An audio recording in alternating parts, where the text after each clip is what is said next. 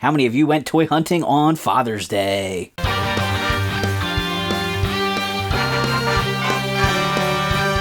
Welcome to Pegwarmers. I'm Kevin, and I'm here to talk about toys. Today's episode features the Mullica Hill Toy Show that happens every year on Father's Day, as well as a look at the Hasbro Retro Collection Star Wars A New Hope box set. This episode's going to have a pretty heavy emphasis on Kenner Star Wars, to be honest, in my haul and the review of the New Hope box at the end.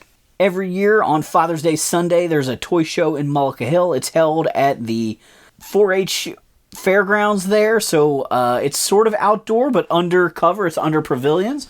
The weather this year was not fantastic, but it certainly didn't wreck the show. It wasn't raining so hard you were getting soaked. It wasn't raining so hard, the merchandise was getting destroyed. But it was a little misty. It was a little damp. It was definitely cool, considering it was the beginning of June. This was my first time ever going to this show. Traditionally, my family does breakfast with my dad on Father's Day, and therefore I can't go to the toy show. This year we ended up celebrating Father's Day with my sister's family and my parents on Saturday night, so it freed me up Sunday morning to head out. It's about an hour's drive for me to go to Mullica Hill, but that's about the distance to a lot of these New Jersey-based shows that I attend. They had parking in a field. You kind of walked up a hill to a tent where they were charging admission. It was $5 for adults. Kids under 12, I think, were free. And they just put a wristband on you because it's a pretty open space that you're in. And then there were 3 pavilions full of toys. There was an ectomobile there with a little tent with the display set up by that. There was also a food truck there. I know they had french fries and lemonade. I don't know what else they had. I didn't really partake in that, but my friend Rose did grab some fries from there at one point as a snack. Each booth had a variety of different things. A lot of vintage toys, a lot of other weird vintage. I saw vintage buttons. I saw vintage character-based glassware. There was a guy selling 3D printed objects. There was, lots of toy vendors that I know and some toy vendors that I don't know. This show is, I guess, got a little bit more regional draw, and so there's some people vending at this show that I don't usually see at some of the other shows I go to. One of the things that jumped out at me was this table that had 2 kind of knockoff-ish helicopters, cheapy helicopters, along with a G.I. Joe Tigerfly. A while back, I showed off this helicopter I found at a thrift store in an episode, and those helicopters made me think of this. At a quick glance, I thought this figure was a bootleg, and then I realized it was Triclops with his mask ripped off. I didn't even recognize him. Lots of tables had bins of toys, but there were some standout items like this Ronald McDonald Happy Meal toy display case. They would have switched out the different toys each month or each promotion inside that bubble that he's holding so they could show off the newest Happy Meal toys. I saw the Silverhawk Silver Mirage at the show, and I love this vehicle, and I really like Silverhawks. I have the Mirage, but I only have one of the tail fins, which kind of kills me. So it was cool to see this one there with both tail fins. Maybe someday I'll find one, a loose tail fin, but I've had my eyes out for years for one. The first thing I bought at the show on my first round through was this elevator tower to the Kenner Death Star playset. There we go. We can lock it up at the different positions. I have a mostly complete Kenner Death Star, and I bounced the tower off the highway when I moved, and I don't think the locking mechanism on mine works anymore, or it is like hanging on by a thread. So I've been on the lookout for a replacement tower. I noticed this one's blank up here. I think it's supposed to have stickers, so I don't know if I can get reproduction stickers or if mine has those stickers. I don't want to downgrade mine by losing stickers and stuff like that, but I want one that actually works. So I do want to get this thing put together at some point. I need to find a space to display it down here in the basement. If you've never seen this before, it's like a wedge, one piece I think it actually takes like 8 play sets to make a full sort of circle. A couple people have done that for photo ops. It's just like a segment, but it's like 3 stories high. The gunner station is at the top. You have the tractor beam level. You have the level with the bridge for Luke to swing across. And then there's like a computer bank, Imperial officer area, and then the trash compactor goes at the bottom. One of the vendors had these really cool bootleg muscle men. The little cards were like the displays for a vending machine. They were called Wrestling Monsters and Assassinators. This same vendor actually had a Monster in My Pocket toy that I was very interested in. One of my next purchases was Anubis. Anubis is the Egyptian god of death. This is a figure from the 3rd series. The 3rd series is a really small series, and we're sort of non-traditionally distributed. This guy is less rubbery than most Monsters in My Pockets, and based on the information I have, that means this is a Bob's Big Boy version, and not like the one that came in cereal or the one that was released in Canada, from what I understand. So this is a Bob's Big Boy release of Anubis. I'm very excited to get this guy. The vendor actually gave me a little bit of a break on the price, and he said he recognized me from Pegwarmers, so that was super cool. Next up, I saw this figure at a booth. I have no idea what he's from. If you know, let me know in the comments down below, but this is what it looks like when a mask figure from Kenner and a Lego minifigure have a baby. The next thing I bought isn't for me. It's for Tony from Hack the Movies. I think Ryan's going to be jealous also when we do those videos together and I finally get a chance to give this to Tony, but it is a figurine of Dracula from Bram Stoker's Dracula in his Twizzler armor. Pretty cool looking figure here. It is like a statue. I don't know if I think this is probably made by Applause. I didn't actually look at it. Columbia Pictures. Yeah, I don't know who made these, but they do remind me of the Applause Star Wars characters. These sell at Suncoast. Tony's a big fan of the Bram Stoker's Dracula show. Movie. I know he was interested in getting these. I actually sent him a photo of it from the show to find out if he had it, because I didn't know whether he had picked one up since we had talked about it before, but I had to grab it for him. I got a chance to talk to my buddy Chris Lamont from Gorilla Boys Toys. He's actually starting to do some live stream sales through his Facebook group, so if you are looking for action figures, common things or rare things, consider checking out his Facebook group. You never know what he'll be selling there, but he's trying to do, I think, weekly live shows or maybe bi-weekly live shows. But Gorilla Boys Toys will give you more information on that. I saw these RoboCop stickers. Who is the bad guy on here? I can see Annie. She looks like she does in the movie. RoboCop looks like he does in the movie, except maybe the color's a little funny. I mean, it shows his weapon there. It's not really based on the Kenner designs of Annie or RoboCop's weapon. But who is this bad guy? He's not from the movie. He doesn't even really look like any of the Kenner action figures. He doesn't really look like Headman or Chainsaw or any of those other guys I can think of. Unless this is some early design. He almost looks more like a character from the Shadow toy line. I was walking through my buddy Ed Rentz's booth, Raiders of the Lost Toys. He's the guy that hosts the Raiders show that I vend at in Woodbury, New Jersey. Not too far away from this show. And I noticed how similar the color schemes are between this Eco Warriors Flint and the bad guy from James Bond Jr. And man, did the same guy work on these two lines? Or did somebody just know these colors work great for an action figure? I know I mentioned it after the episode from the Delaware show, but I was admiring the white TIE Fighter that Ed had for sale there. I did go ahead and pick it up at the Mullica Hill show. The white TIE Fighter is the initial release of the TIE Fighter from the vintage Kenner toy line. One of the vehicles that I wanted to get towards completing my collection. Ed was very proud of the fact that this one works. I might have to remember to take the batteries out of that so it doesn't corrode. But I'm going to hang this from the ceiling eventually. I have the battle damaged version that's more gray. I have the Power of the Force 2 version, which is more blue. If you've seen my hanging Star Wars toys video, you know I've got sort of a space battle going on down here. Great way to get some of these vehicles off of the flat surfaces and displayed in some space that isn't really being taken up by anything because it's above my head. The Mullica Hill show overall was a good time. I didn't buy a ton of stuff, but I felt like I bought quality over quantity at the show, which is really one of the things I'm trying to do, is like focus in a little bit more, buy things that I actually want for the collection, like specific plug the holes, like getting the white TIE Fighter and being able to put my Death Star back together.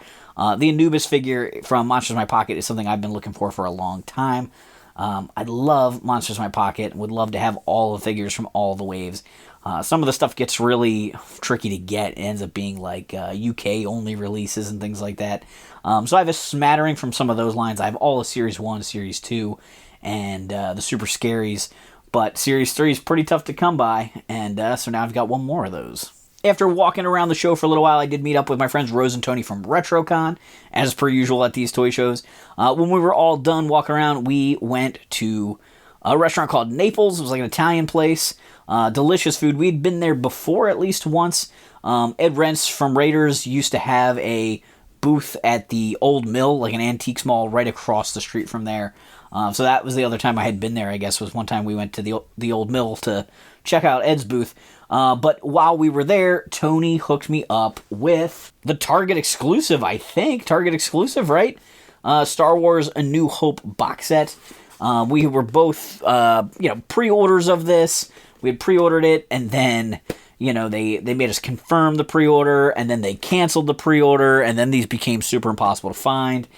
They're starting to become a little easier, and Tony was able to score maybe one in person and also maybe one online. I forget how he got a second one, but he let me buy it off of him, which was awesome. I love Kenner Star Wars, and I like that they're doing retro figures. I don't really need them to reissue the others because I have them all, but the fact that they're expanding the line slowly, originally just very, very slowly, like making Tarkin and then making the Hoth Luke, and they did Mon Mothma eventually. She's actually right here. I keep her right behind me. I need to move her over to my Kenner shelf eventually. But I love that they're making some of these characters. And the cool thing about this box set is almost everybody is a new character. First up, we've got Dr. Evazan. This is the "my friend doesn't like you, I don't like you either" guy from the Cantina. A character we never got a figure of. He's kind of an ugly dude.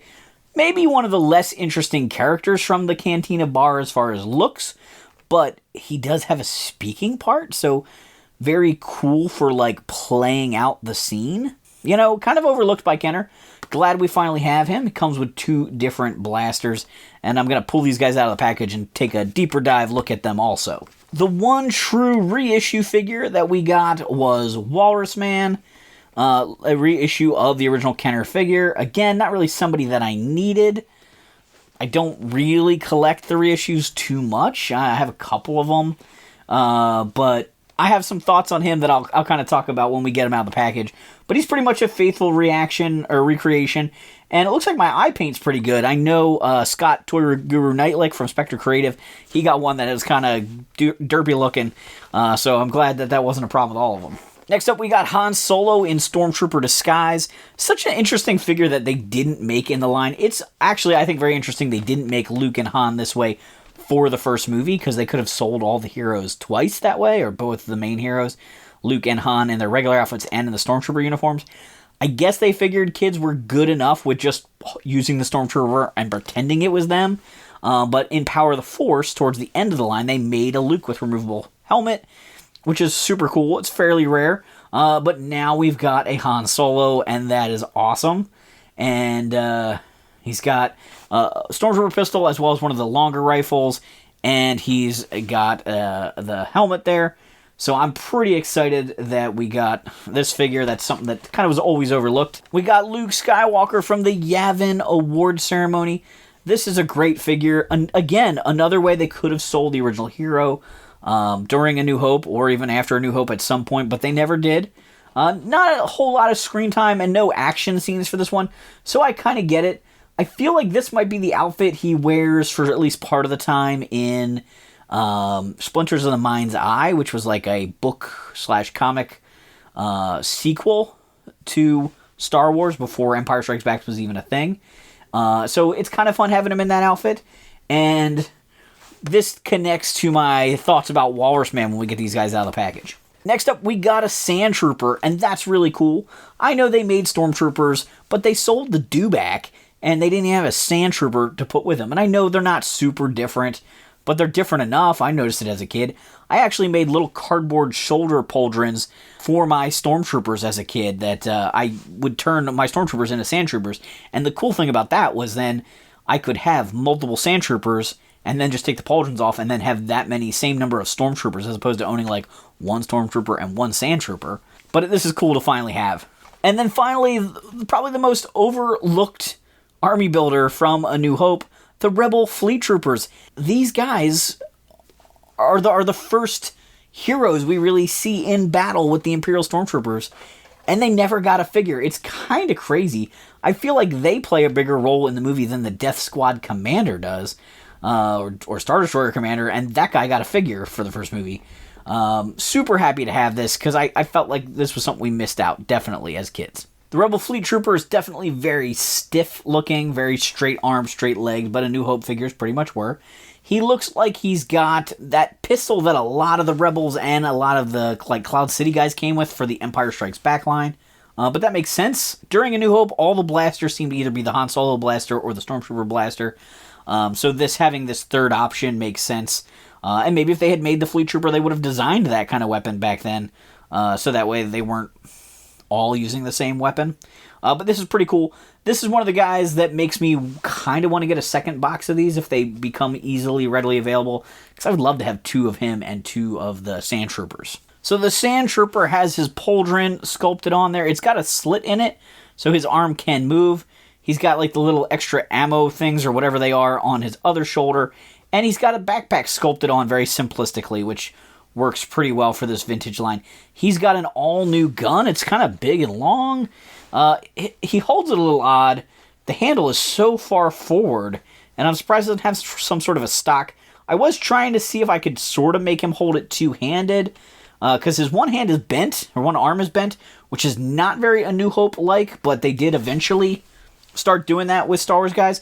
I kind of like it for the like, move along, or, look sir, droids.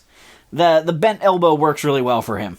Alright, so Yavin Ceremony. Luke has the bright yellow jacket. He's got the stripe on his pants. He's got a holster. It would be kind of neat if they had built the loop into it so it could hold the pistol like the Empire Strikes Back Han. He comes with a Leia pistol, so it's a very tiny, like, delicate blaster for this Luke, which is kind of a shame, because I think the Solo blaster's cooler, but he didn't really use a weapon in this scene. I don't know what he really had holstered on his hip, but he also comes with the medal, which makes sense. Kind of, in some ways, it'd be nice if he had come with 2 medals, so you had one to go with a Han Solo, since you would probably just use a standard Han for that scene. So here is the Retro Collection Walrus Man. He comes with a black Stormtrooper blaster. He's got paint on his teeth, which is so rare in the vintage line. Nice and stiff. This is so not screen accurate, and they sculpted up a figure with the correct like jacket and sleeves finally. So in some ways I would have loved if they could have like sort of part swap these guys. I guess maybe they would have had to tool up new arms to get like the Walrus Man hands on the Luke body, but it would have been kind of cool to get this Luke jacket in orange for Walrus Man and have a more complete or more accurate Walrus Man. I know everybody loves him, but do we need them to produce more Walrus Men? We have the vintage one. There are thousands of the vintage one out there. He's easy to get. I'm sure there are some purists that are loving recollecting all of these guys from this collection, just like the vintage one. So in that case, I get why they did him this way, but I also would love it if they had done him not perfect, right? It doesn't have to be exactly movie accurate, because none of these guys quite are, but I would have loved to have seen sort of that mashup there to get a unique Walrus Man for this line. Dr. Evazan here, wearing his riding boots like so many Star Wars characters. He's kind of disheveled looking. He's got that gross face. He comes with 2 blasters. I'd have to probably look at the movie again to see, what blaster did Evazan have, but he's got this little gray one that's kind of unique looking, and that's kind of cool for him. And I do think it's a little fun when we get some unique weapons in this line. Even though the original figures never had, unique weapons, or rarely did, it's kind of fun that they're doing some unique stuff. And then he also comes with this black pistol, and Again, I'm not looking at the footage, but I kind of think this black pistol might be the pistol held in the severed hand after Obi-Wan whacks off Walrus Man's arm. So I'm wondering if this is technically to go to Walrus Man if you want to go more screen accurate that way and less of the perfect vintage recreation. Not totally sure. Cool if he gets to be a gunslinger with 2 accessories. Not really something they did too much in the original line, except for maybe characters like Luke who get a lightsaber and a blaster. But, it's fun for this line that they can throw in an extra accessory here and there. The last one to open up is our Han in Imperial Stormtrooper outfit. I'm excited for this one. As a kid, as a like a teenager, early teenager, like maybe like 13, when we first got the internet when I was in middle school, and I started finding out so much more information about toy lines that I collected but didn't have like all the details to, like a Yak Face, a legendary Star Wars toy that I would hear about but maybe never have actually seen what the toy looked like. I saw the character in the movie. That kind of stuff. And so I started looking at these like custom Kenner Star Wars websites where people were making Uncle Owen and Aunt Beru and things like that. And I kept seeing these Stormtrooper disguised Han Solos, and I thought they were like cutting the head off of a Stormtrooper and resculpting the torso to do this. And I was like, how did they do it? I didn't know at that point in time. I guess I just didn't quite know who all of the figures were in that line, like all 110 or whatever, 109, however many there are. I didn't realize, I guess, that they made a Luke. And so I thought people were customizing the Han from a Stormtrooper, and then it's like, oh, they customized that Luke. Now I'm like appalled to think about people destroying that Luke figure to make a Han, but it does kind of make sense if you found one at a yard sale, or if you collected this line back when they were in the discount bin as Pegwarmers, that whole end of the line wave that's now worth a ton of money. I do kind of wonder if this Stormtrooper helmet fits on the Luke figure, the vintage Luke figure, because I have the vintage Luke figure and no helmet for him, and obviously it's not original and whatever, and people could figure that out probably pretty easy. But it would be nice to be able to put this at his feet or in his hand or something like that to make it display nicer. I also think that if I got a second box set of this, like I said, for the Army Builders, I would either make the extra Han an extra Stormtrooper in my collection, or I would give the helmet to Luke and this Han would just go somewhere else. Let's see here. So he's got the bent arm, which is interesting and sort of feels like a callback to the Power of the Force 2 Han Solo, that promotional one that had sort of an unusual stance. He comes with 2 weapons. He has the big blaster rifle, which I believe he has when they go into the detention block, and then Chewie takes it from him, because they needed, weapons for Chewie in that situation also. And then he's got the regular Stormtrooper blaster here, so he could hold them in either arm. He does not seem to be able to hold the Stormtrooper gun in the other hand. I wonder if I could switch them. He holds the long rifle really weirdly when you put it over there in that hand. Yeah, that bent arm holds the accessories better for sure. And he could also hold it like kind of straight up and down. I feel like he carried it sort of that way when he was marching around the Death Star, since they're not like in a combat situation. I'm super happy to get that set. In the comments down below, let me know which one of those retro collection figures is your favorite. What do you think of the stuff I picked up? Was anybody at Mullica Hill? Let me know in the comments down below if you were there. Give this video a thumbs up. It helps YouTube understand that this is quality content. Hit the subscribe button if you haven't done so. If you want to support the channel further, consider joining us on Patreon. But most of all, thanks for hanging on the peg with me.